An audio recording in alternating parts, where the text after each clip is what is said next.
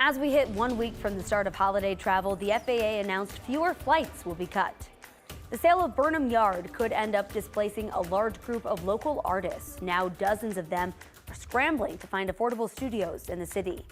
And after a week with highs in the 70s, we're tracking a cold snap on the horizon, when that'll hit and how much the temps are going to drop. Good morning, I'm Lauren Scafidi. Thank you so much for sticking with us till 8 o'clock. Let's get a check of your forecast with Weather Impact meteorologist Jaden Knowles. Jaden, we're starting out this morning pretty warm. Yeah, that's right, Lauren. I mean, one of the warmest mornings that we've seen so far. I mean, temperatures were still hovering in the 60s in some locations early this morning. So that just tells you that we will see another warm afternoon as we head into the latter parts of today. Copper Mountain, you see in those clouds there, the ski resorts are open there and people are getting on the lifts. See, I know the terminology now. You know, I went to A Basin on their opening day and they taught me a little bit. Still haven't skied or snowboarded, but looking to become a pro at that one day. Overall, your 3-day forecast, warm today, 72, 69 as we head into Sunday. Mountain moisture will return as we head into late Sunday evening, early Monday morning, and that's the impact that we're tracking. We're talking about mountain passes above 10,000 feet, and that timing, late Sunday night, as I mentioned, into early parts of Monday morning. We'll talk more about that later on in the show, but first and currently, as you're heading out the door, temperatures still on the warmer side, the upper 50s, especially here in downtown Denver, 46 in Centennial, and really nice and warm across the entire state. You might need a light jacket if you're in the high country, but overall, you won't need that jacket as we head into this afternoon because your forecast this afternoon getting into the low 70s. Really nice and beautiful. Cherry Creek tree lighting is this afternoon, 2 p.m. to 7 p.m. and temperatures are going to be nice and warm, as I mentioned. Really a great time to be out there. So we'll talk more in detail about what to expect later on this week, later in the show. Lauren? Thank you so much, Jaden. A 10-acre grass fire in Boulder County is a good reminder of winter fire danger. On Friday, calmer winds didn't stop first responders from getting the fire under control within an hour. The Boulder County Sheriff's Office says the grass fire was near Cherryvale Road and Highway 36. The heavy mowing equipment caused a spark and then started the fire in the open space property. Especially since that's on the heels of being in the area where the Marshall fire was. There's a lot of people that are very cognizant of that fire season, and which is no longer just within a certain period of the year. Fire season in Colorado is unfortunately now year round. The Boulder County Sheriff's Office says no buildings were damaged and nobody was hurt. While a blanket of snow does help cut down on fire danger, grass is a 1-hour fuel. That just means that 1 hour after the snow melts, the grass can once again be used as fuel for a fire. A key system that helps alert residents to wildfires and other emergencies is facing a statewide outage right now.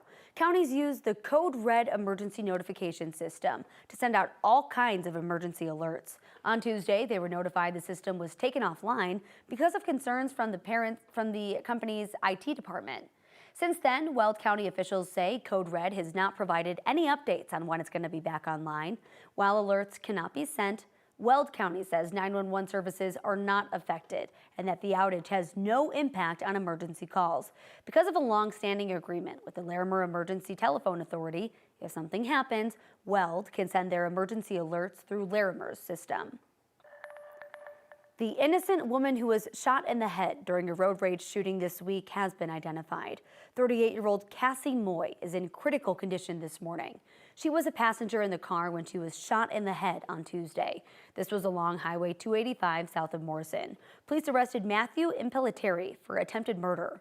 Court documents show he got angry while driving, firing at least 2 times into the car Moy was in. He was in custody for a $1 million bond.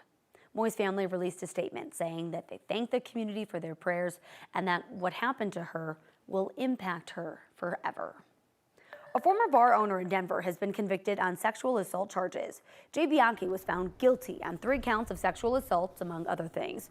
Prosecutors say the case centers on his conduct with 3 women between 2020 and 2024 at 2 bars he owned. They say the assaults happened after nights out at Sancho's Broken Arrow and So Many Roads Brewery. Jay Bianchi is set to be sentenced January 23rd. A fundraiser meant to help 2 grieving families ended in no money for them. Real Colorado Soccer wanted to raise money for the families of Diego Rubio and David Murguia. The teens were killed in a crash on their way to soccer practice in late September. In a social media post honoring the boys, people could buy tickets to the October 18th season-ending Colorado Rapids game. $5 from each ticket would go to the families. But the social media post had everything except the link the Rapids created for the fundraiser. Real Colorado CEO Jared Spries didn't even realize the fundraiser didn't work as planned till yesterday. It was completely on Real Colorado that we didn't publish the actual ticket link. Certainly going to let the family know that that was my mistake as an organization, and I'm sorry. A GoFundMe for the families has raised more than $94,000. In terms of the investigation into the crash, Greenwood Village Police sent the details to the district attorney's office. The DA will consider charges against a truck driver involved. Colorado Parks and Wildlife officers need your help identifying a person who they say illegally killed a bighorn sheep in Saguache County. The animal was found on Tuesday off of Saguache County Road 38 FF in the Cabin Draw area along Middle Creek. They say the killing of a big game animal is a felony and can lead to a lifetime suspension from hunting and fishing. A conviction could lead to fines and jail time. Developers are circling the land around Denver's Burnham Yard as the Broncos push forward with plans for a new stadium. But inside one of the buildings recently sold, dozens of artists say the city is about to lose something irreplaceable. Prism Workspaces, the warehouse that just sold, is one of Denver's largest creative hubs, home to about 70 artists who have studios there. Studio space in the city is already pretty scarce, especially at this scale. So many of the artists aren't sure where they're going to go next. That includes Julie Seavey, who's been there for about 8 years. I don't know. I've started looking and have not found any place that I can take my kiln, for sure. Maybe a few will go here, a few go there, but I don't think it won't ever be the same.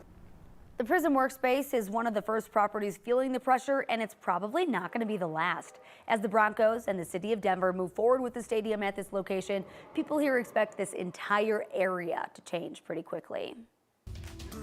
Good news for flyers. Starting today, mandatory flight cuts will drop from 6% to 3%. The FAA announced plans to roll back some of its restrictions on commercial flights at 40 major airports all across the country. The move comes just days after the government shutdown ended. Transportation Secretary Sean Duffy has said limits will stay in place until air traffic control staffing improves. The order affected thousands of flights in the span of just a week. The FAA says the cuts were necessary as more unpaid controllers called out during the shutdown's second month. Famed California football coach John Beam has died after being shot Thursday night. Officials say Beam was shot on campus at Laney College, where he served as the athletic director. Police arrested a suspect, 27-year-old Cedric Irving Jr. They say Irving did play football at an Oakland high school where Beam once coached but never played for him. Coach Beam was featured in Netflix docuseries Last Chance U, which followed him and his players as Laney College became the country's top-ranked junior college team in 2018. Beam has received an outpour of support from colleagues and former players. They say he was a pillar in the community and a mentor to thousands of young people.